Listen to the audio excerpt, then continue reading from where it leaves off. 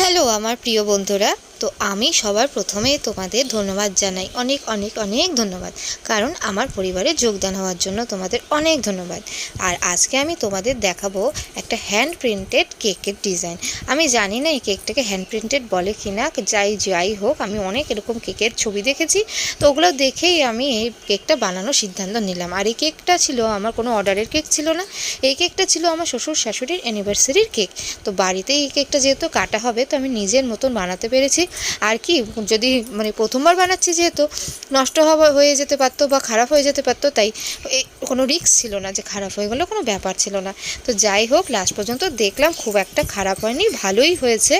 আর এইভাবে আমি কিন্তু তুলির সাহায্যে উপরের ফুলগুলো করেছি। দেখো, এইভাবেই করে সবাই, তো আমিও এইভাবেই চেষ্টা করেছি। কিছুটা হয়েছে, জানি না তোমাদের কেমন লাগবে। ভালো লাগলে চ্যানেলটা সাবস্ক্রাইব করে দিও। টাটা।